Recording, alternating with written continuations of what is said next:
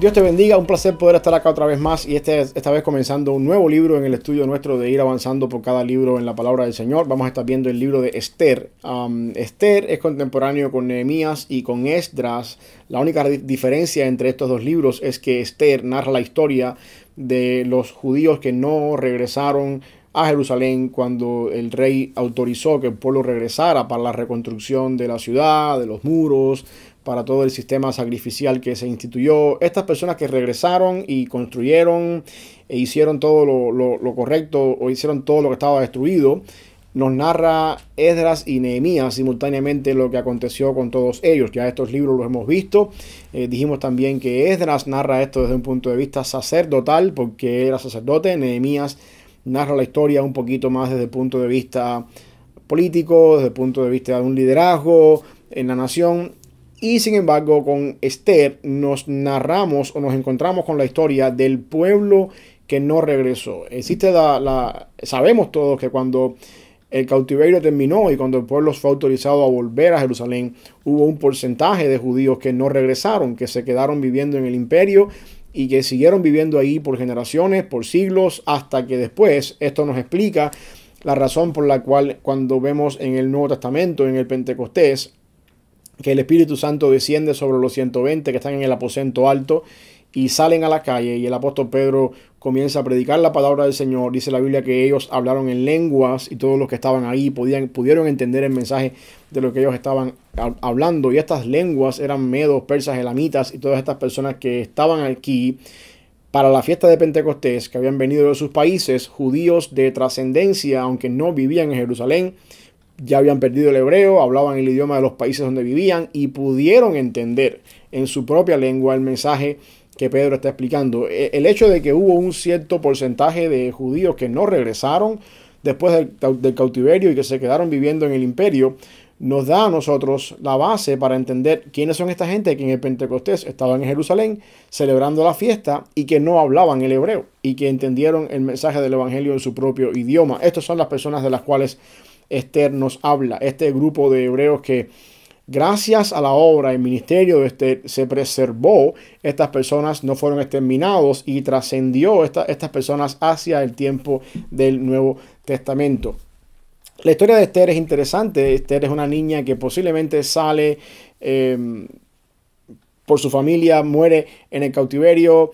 Ella o nace en Jerusalén o nace en el cautiverio siendo una niña huérfana, quien su primo la adopta como su hija y la educa, la cría en los principios de la ley y al mismo tiempo eventualmente por la providencia del Señor llega a ser reina. Es interesante también notar en el libro de Esther a largo plazo cómo es que Dios, el autor de Esther, bajo la inspiración de Dios, usa mucho la ironía, usa muchos momentos decisivos en que Dios hace algo cuando parecía que todo estaba perdido. Ahí automáticamente Dios entra y pone su palabra, hace su obra para mantener la atención del lector y mantenerlo conectado con la narración de la historia.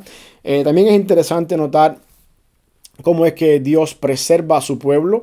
Una vez más, vemos que el pueblo de Dios no se limita a las personas que viven en Jerusalén, a esas personas que regresaron y los que se quedaron ya fueron marginados, olvidados por el Señor, sino que Dios preserva a su pueblo, toda aquella persona que es de la simiente y descendencia de Abraham. En este caso también los judíos que no regresaron, Dios también los preserva dentro de la nación. También es importante notar, ver un poquito también acá cómo es que Dios de alguna forma hace cumplir en el libro de Esther bajo la descendencia de una mujer que proviene de cierta manera de Abraham, esa promesa de cumplimiento de que en tu simiente serán benditas todas las naciones de la tierra, hablándole Dios a Abraham. Cómo es que a través de Esther, siendo parte de esta simiente de Abraham, Dios también de alguna forma bendice el reino donde Esther llega a ser reina. Y de alguna manera es el cumplimiento, aunque no en su totalidad, porque eso sabemos que se cumple en Cristo, es el cumplimiento parcial de alguna manera de esta promesa. La historia comienza con una fiesta. El libro posiblemente muchas personas se lo atribuyen al mismo Mardoqueo, el tío o primo de Esther, que haya sido el que lo haya escrito. No estamos seguros de esto, pero sí sabemos que este tuvo que haber sido escrito durante este tiempo aproximadamente. Es interesante notar que para muchas personas el libro de Esther fue un libro problemático en el Antiguo Testamento porque no se menciona el nombre de Dios. Sin embargo, esto no quiere decir que Dios no esté obrando.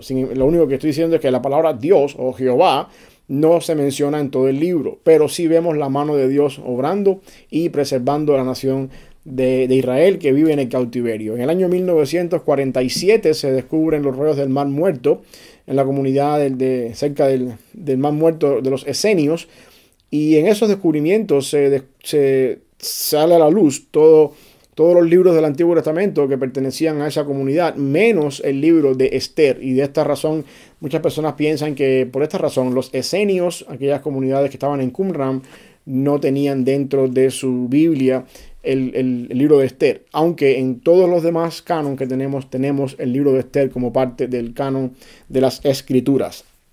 A manera de preámbulo, esto es algo para centrarnos un poquito en la historia, fecha, el lugar donde sucedieron los hechos. Por supuesto es en la capital del reino, bajo el rey Artajerjes, el rey Asuero, de alguna forma. Y la historia comienza con una fiesta. Al parecer este rey quería levantar una campaña económica para poder salir a la guerra, levantar fondos para ir a la guerra. Invita a todas las personas de poder de su reino, hace una fiesta que dura varios días. Y también la reina Vasti, que era la reina en ese momento, lleva a cabo una fiesta con las mujeres. Y ya cuando estos reyes estaban bien bajo la influencia del vino, estaban ya terminando la fiesta, el rey manda a llamar a la reina. Dice en el versículo 1:11 que él manda que trajesen a la reina Vasti a la presencia del rey con la corona regia para mostrar a los pueblos y a los príncipes su belleza, porque era hermosa. De este versículo 11, muchas personas, yo me incluyo entre ellas, llaman la atención de que el hecho de que Vasti viniera con la corona solamente para mostrar su belleza, da la intención de que el rey estaba insinuando que ella se presentara desnuda delante de todos los que estaban en la fiesta, para de alguna forma él como rey presumir un poco de la hermosura de la mujer que contaba él por su esposa. Esto por supuesto trajo en Vasti una repugnancia. Ella no quiso hacer esto. Había una ley también entre los persas que decía que ninguna mujer casada podía ser vista desnuda por un hombre que no fuese su esposo. Y de esto quizás se apoya a Vasti para negarse a ir delante del rey. Y por esta razón el rey se encontró que su autoridad fue subestimada.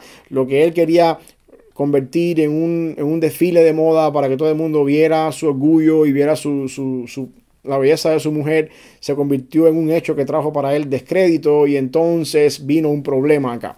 El rey se encontró desacreditado, se encontró humillado delante de sus invitados, y al parecer no había en la región, en las leyes del país, una ley que dijera qué hacemos en tales casos como este. Entonces el rey manda a buscar a todos los adivinos, todas las personas que conocían la ley, y llegan a una conclusión interesante acá. Y la conclusión es que esto iba a ser un problema para todos los hombres casados del imperio. ¿Por qué razón? Porque si las mujeres casadas en el imperio tomaban la postura de la reina en algún momento muy determinado, la reina estaba creando un precedente para que las mujeres se rebelaran a sus maridos, así como ella lo había hecho con el rey. Y esto trajo en los hombres el hecho de que la reina fuera destituida por haber hecho esto, y al mismo tiempo de que se alejara del trono. Y por supuesto Asuero también le pareció bien la idea y hizo estas cosas acá. Así que esto es lo primero que encontramos acá. Dios está usando toda esta fiesta pagana, toda esta fiesta donde hay alcohol, donde hay personas borrachas, donde hay un rey que le gusta presumir demasiado lo que tiene, y al mismo tiempo una mujer que no quiere ser vista delante de las personas que no son su esposo, para poner todas las bases para llevar a cabo su plan. De esto es algo interesante que yo quiero que tú lleves contigo como manera de aplicación. Es lo siguiente: todo esto sucedió bajo la influencia del alcohol, bajo la influencia de sustancias que hacen que la persona no actúe en su juicio cabal. Esto trajo, por supuesto, una toma de decisión que desencadenó una reacción en cadena, valga la redundancia, donde una desobediencia llevó a cabo un precedente en la nación, y entonces ahora tenemos que resolver este precedente de alguna manera. Y aquí es donde yo quiero que tengamos en cuenta lo siguiente acá. No es bueno tomar decisiones cuando uno no está en el mejor de los casos, en el mejor estado de ánimo posible para hacerlo. Por otro lado, ya hemos hablado en otros videos acerca de la importancia de la bebida alcohólica y lo que uno tiene que hacer con las bebidas alcohólicas y cuestiones así. Un mal lleva a otro mayor. Aquí las personas que están acá, los hombres que están aquí dando el consejo al rey de que quiten a Vasti como reina, están queriendo velar por la seguridad nacional, quizás por un código de familia bien establecido donde las mujeres no se sobresalgan de la autoridad de sus esposos, pero al mismo tiempo, más que eso, el problema aquí parece ser que ellos están velando por su propio orgullo como hombres, de que nadie como hombres, de que ellos como hombres son los que mandan en el hogar y nadie puede irse por encima de ellos como hombres en el hogar. Y aquí yo quiero que hagamos un paréntesis en lo que la Biblia establece con respecto a los roles en el hogar entre hombres y mujeres, entre matrimonio. Es cierto que el esposo está llamado por Dios a ser cabeza del hogar, en el sentido de ser la persona que guía, de ser la persona que lleva la visión en el hogar a la casa, de ser la persona que guía el hogar en todas las esferas, espiritualmente, económicamente, desde el punto de vista administrativamente hablando. Y ese es el papel que Dios ha dado en el hombre. De hecho, eso lo podemos ver incluso desde que el hombre fue creado por Dios en el Edén. Cuando Adán y Eva desobedecieron, siendo Eva la primera que desobedeció, Dios automáticamente llamó a Adán y no llamó a Eva. Se acercó primero a Adán y la responsabilidad fue sobre Adán primero. Después, cuando Adán se quitó la culpa de encima, Dios por supuesto llamó a Eva y así eventualmente la serpiente. Es verdad que el papel de ser cabeza del hogar, de ser la persona que guía en el hogar, es del hombre. No estamos negando en ningún momento esto. Y la mujer debe someterse a su esposo, según dice la palabra del Señor. Pero Efesios 5, que es el pasaje donde Pablo habla acerca de la sumisión de la mujer, dice Pablo: casadas deben estar sujetas a sus maridos como al Señor. Que no se nos olvide bien esa frase, como al Señor. Porque nosotros como hombres no podemos demandar ni exigir de nuestras esposas la sumisión si nosotros no somos como el Señor en el hogar. Cuando tú y yo somos como el Señor en el hogar, demostrando el papel que hay entre Cristo y la iglesia, y siendo nosotros como Cristo en el hogar, es muy difícil que una mujer cristiana que se somete al Señor en su vida espiritual y en su vida personal con Dios no quiera someterse a nosotros como sus esposos cuando nosotros somos como el Señor. En otras palabras, nosotros no estamos para demandar de nuestras esposas que se sometan a nosotros. Estamos para modelar en el hogar la relación y el rol que Cristo juega en la iglesia, y cuando hacemos eso no tenemos que demandar nada, porque por diseño divino la esposa se somete a una persona que actúa y obra como Cristo en el hogar. Y esto es lo primero que estamos viendo acá. Estas personas están haciendo lo posible por mantener ciertos respetos, ciertos patrones de obediencia en el imperio, pero ellos mismos son los que están violando esto. Cuando todo comenzó con un capricho de que todas las personas que estaban en la fiesta vieran a la reina desnuda y vieran todo el orgullo de un rey que desfilaba delante de todos sus invitados, la belleza de su esposa. Así que todo esto empezó mal. De alguna manera u otra, la mujer, Vasti, siendo el eslabón más débil, pierde todos los beneficios, todos los privilegios, pero todo comenzó con un mal ejemplo. Así que muchas veces nos gusta agarrar este versículo y tomar en cuenta el hecho de que los hombres que están haciendo esto en el imperio están actuando bien, porque hay que mantener un código de familia, porque la mujer tiene que someterse a su esposo. Pero se nos olvida que en esta historia ninguno de los hombres que estaban ahí actuó como Cristo. Obviamente no hay tampoco una revelación progresiva hasta este lugar para conocer que Cristo demanda otras cosas, pero nosotros del lado acá, que tenemos toda la Biblia, podemos saber que de cierta manera aquí las cosas comenzaron mal. La autoridad en el hogar no se exige. La autoridad en el hogar sale sola cuando uno como hombre actúa como Cristo en el hogar, y por supuesto cuando nuestra esposa también tiene los mismos conceptos y patrones cristianos que tenemos nosotros.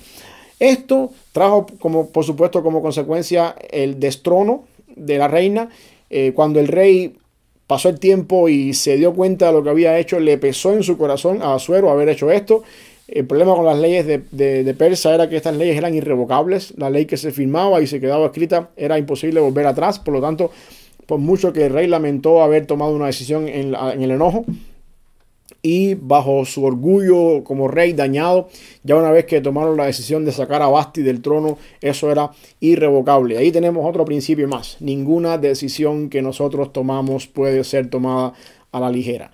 nosotros no podemos actuar bajo el enojo, ni tampoco bajo la influencia de las emociones que se mueven alrededor nuestro, que nos lleven a hacer cosas de las cuales después nos podemos arrepentir y no hay vuelta atrás. Muchas veces. Eso es lo que está pasando con el rey Asuero acá. Eventualmente, voy a hacer un paréntesis aquí porque quiero que veamos algo interesante acá. Aquí estamos hablando de un rey pagano, una reina que tampoco conoce del Señor, un rey queriendo hacer las cosas de una manera fuera de lo establecido y votando a la mujer de ser la reina y trayendo, por supuesto, ciertas cosas que uno del lado acá dice, bueno, esto nosotros como cristianos hoy en día lo resolvemos con una consejería matrimonial. Traemos al rey, traemos a la reina delante de un consejero, hablamos con ellos, le ponemos algunos principios bíblicos y hacemos uso de la consejería matrimonial para resolver estos problemas. Estamos hablando de una sociedad pagana que no conoce del Señor, pero lo más importante, en medio de toda esta sociedad pagana que no conoce del Señor, Dios está obrando. Y esto es una esperanza también para nosotros, el saber de que en medio de toda la sociedad en que vivimos hoy en día, que también es pagana y corrompida y caída, Dios sigue obrando, independientemente de que tenemos un concepto moral y una Biblia para poder regirnos en lo que estamos haciendo. Dios sigue llevando a cabo su plan en todo esto. La idea que surge en toda esta historia está ahí en los versículos que siguen, en el capítulo 2, del 1 al 4, y es básicamente que después que el rey cae en esta tristeza, que se da cuenta de lo que hicieron, que ya no hay vuelta atrás, pues ahora se les ocurre hacer un concurso de belleza en todo el imperio y traer las muchachas vírgenes más hermosas de todo el imperio para entonces encontrar la suplente de Vasti, aquella persona que va a ser la nueva reina, para poder calmar, por supuesto, al rey y también para darle un escarmiento a la reina que había desobedecido. Una vez más, vemos como un mal lo queremos resolver con un mal mayor. Y empiezan, por supuesto, a hacer diríamos, una convocatoria. Y en este caso no es una convocatoria como la pensamos hoy en día, donde la candidata si quiere va o si no quiere no va. Aquí no hay opción. Una vez que llegaban a tu casa, encontraban que tu hija o tu persona que vivía contigo era hermosa. No hay opción, se va, porque ella es parte del imperio. Y de esta manera traen delante del rey todas las personas que habían considerado que eran hermosas en el imperio. Y aquí entra a jugar Esther, quien de nombre hebreo era Hadassah. Y vemos cómo es que Dios empieza a mover la historia de cierto modo a su propósito, con la intención de glorificar su nombre en todo lo que está sucediendo. Encontramos acá en estos capítulos 1 al 4 cómo es que empieza todo esto. Esto era un proceso. Estas muchachas que venían a la corte eran llevadas al harén del rey. Ahí se encontraban con unos eunucos. Había un tiempo de preparación. Era todo una parsimonia para llegar de la noche del rey como algo bien, la mujer bien preparada, de alguna manera llamando la atención del rey. Y esto llevaba tiempo de preparación. Algo interesante que se nos dice acá es que desde que Esther llega a ese lugar, ella cae en gracia delante de aquella persona que estaba frente de los eunucos.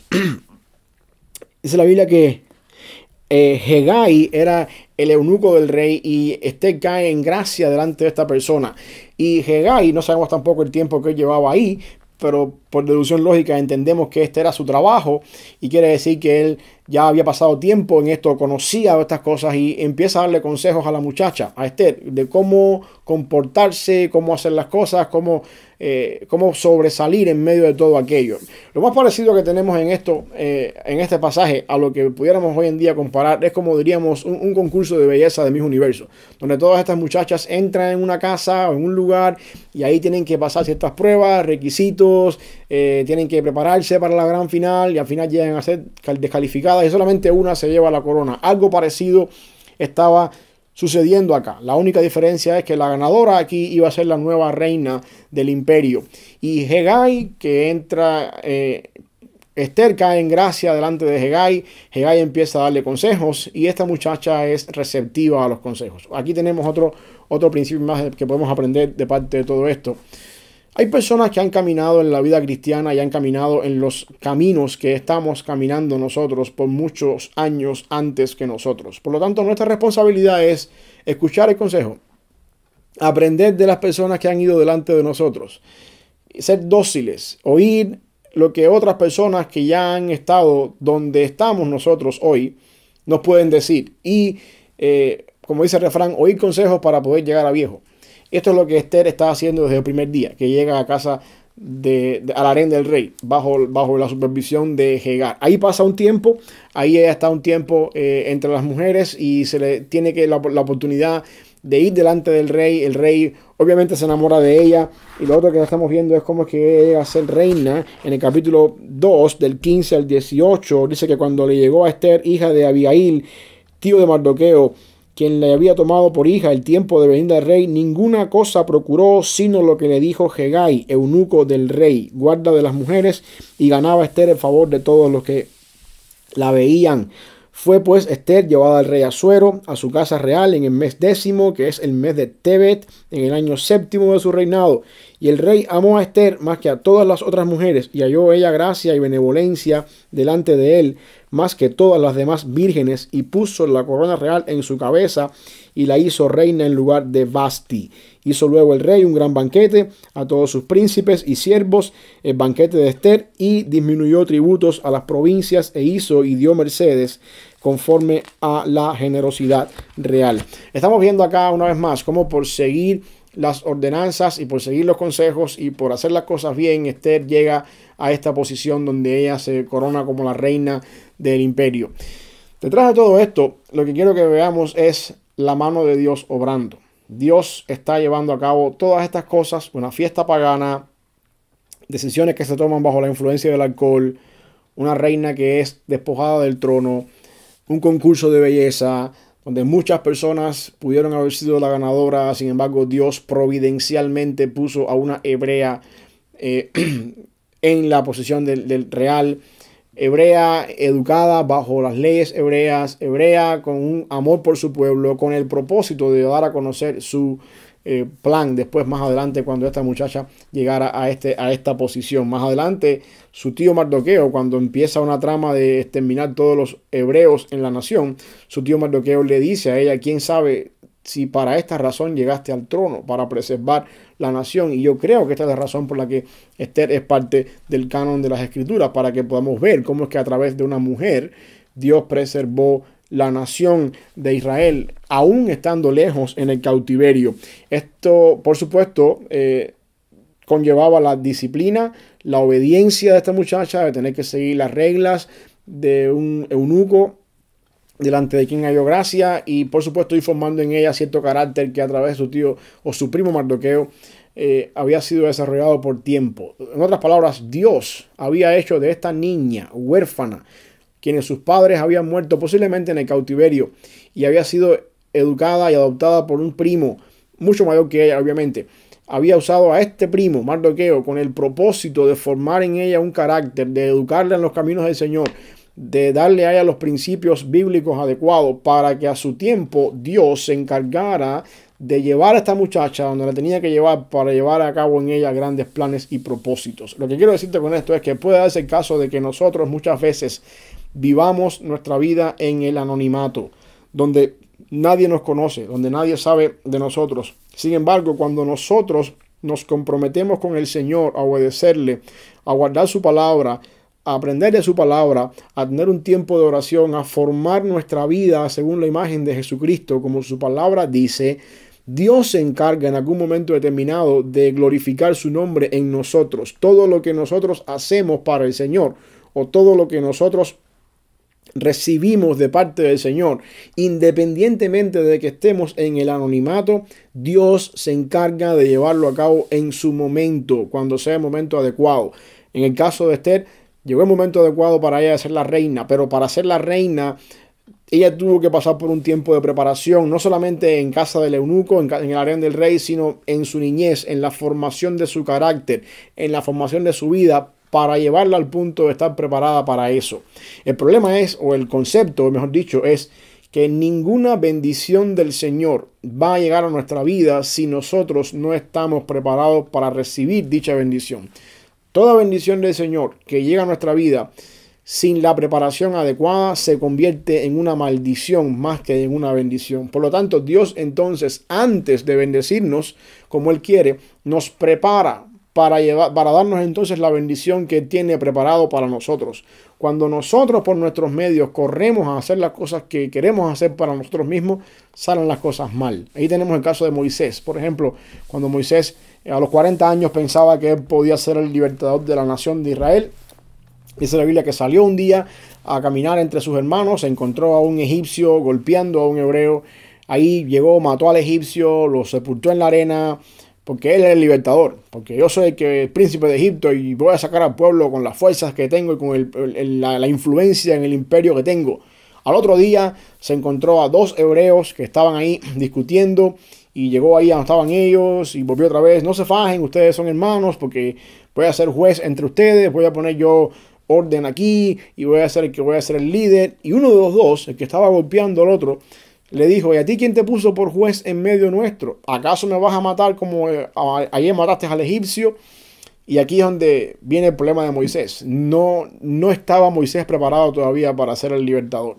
Tuvo que salir huyendo, pasó 40 años en un desierto y a la edad de 80 años, cuando ya Moisés no tenía fuerzas, cuando ya no era ni siquiera el tiempo adecuado, según él, Dios se le aparece y le dice: Moisés, ahora es. Y es cuando Moisés dice: no, pues ahora ya yo no puedo. Y ahí es donde está el gran mandamiento o la gran enseñanza de Moisés. Moisés, cuando tú no puedes es cuando yo puedo, y ahora es cuando vamos. Y algo parecido vemos en el caso de Esther.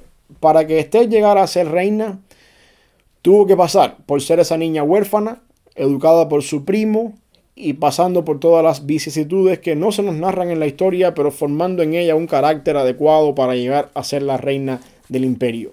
Dios tiene grandes planes con nuestra vida. Dios no nos ha llamado de las tinieblas a su luz admirable sin ningún propósito. Dios quiere hacer grandes cosas con nuestra vida para su gloria mientras estemos en este mundo. El problema es que ninguna de las bendiciones que Dios tiene para nosotros van a llegar cuando el tiempo no es el tiempo adecuado. Y como eso, en el caso de Moisés, como el caso de Esther, hay muchos más en la Biblia. El caso de David es otro, por ejemplo, también que le costó a David 13 años viviendo en el desierto de Sif, ahí abajo, escondido de Saúl, huyendo, haciéndose pasar por loco entre los filisteos, formando un carácter adecuado para cuando llegara el momento, David pudiera ser el gran rey de Israel. Aquella persona de quien vendría el linaje real del Mesías más adelante eventualmente. Y eso es lo que vemos también acá en Esther. Lo otro que quiero que veamos rapidito es cómo es que Esther de alguna manera llega a ese momento de gloria. Dios la trae y la prepara y la pone en ese lugar. Y cuando todo parece que ya llegó a su fin, cuando todo parece que ya Esther encontró lo que ella quería, este no es el fin. Más adelante vamos a darnos cuenta cómo es que ahora empieza la razón por la cual Dios nos pone aquí. El punto es el siguiente. Eventualmente vamos a ver que Esther libera a su pueblo de un posible exterminio entre los judíos, pero muchas veces nosotros queremos llegar al punto de pensar: oh, la bendición de Dios es para mi vida, aquellas cosas que Dios tiene planeado para mí, mis planes, o esa bendición que Dios me va a dar, y pensamos que ese es el fin, cuando Dios nos dé esa bendición. Y se nos olvida el hecho de que Dios nos da ciertos privilegios, ciertas bendiciones con un propósito de hacer algo cuando estemos ahí. Y ese algo, por lo general, no tiene que ver con nuestro beneficio, con nuestra gloria, con nuestra comodidad, con nuestro entretenimiento, sino más bien con el propósito de llevar a cabo los planes del Señor. Que es lo que vamos a ver más adelante, cómo es que Esther se convierte en la persona que Dios usa para llevar a cabo su plan y su propósito por la nación de Israel, que es el medio por el cual, o la razón por la cual primariamente Dios pone a Esther en esta posición. Así que, a manera de resumen con todo esto, lo que quiero que veamos es varias enseñanzas, muchas y algunas aplicaciones que podemos sacar de estos dos primeros capítulos del libro de Esther. Primero, en medio de una sociedad pagana, sucia, depravada, Dios está obrando. En medio de todas aquellas cosas que las personas hacen y toman decisiones a la ligera, bajo la influencia del alcohol, Dios está llevando a cabo su plan de preservar su nación, de preservar su pueblo. Lo mismo sucede contigo hoy en día. En medio de todo lo que está pasando en este mundo, en medio de todas las cosas que Dios permite que sucedan en este mundo, Dios sigue obrando. Vemos también acá cómo es que nos enseña Esther que la autoridad en el hogar no se impone. Asimismo, como los sabios de este imperio quisieron mandar cartas a todo el imperio para que los hombres echaran mano dura y que no tomaran el ejemplo de que la reina se rebeló como una precedente para que todas las mujeres en el imperio también se rebelaran. Sin embargo, las cartas exhortaban a los hombres a ser duros con sus esposas. La autoridad en el hogar no tiene que imponerse. Sencillamente la Biblia dice que nosotros como esposos estamos llamados por Dios a ser como Cristo en el hogar. Y cuando somos como Cristo en el hogar, si nuestra esposa comparte los mismos principios y valores cristianos que tenemos nosotros, nuestra esposa sabe lo que tiene que hacer, porque nuestra esposa también se somete, como tú y yo nos sometemos a Cristo, siendo parte de la iglesia. Por lo tanto, autoridad impuesta no es autoridad. La autoridad que uno modela en Cristo, esa es la verdadera autoridad. Eso lo encontramos en el libro de Esther. También encontramos en el libro de Esther el peligro de tomar decisiones a la ligera bajo el enojo o bajo la influencia de cualquier tipo de cosa que estemos pasando emocionalmente que nos lleve a tomar decisiones de las cuales después tenemos que arrepentirnos.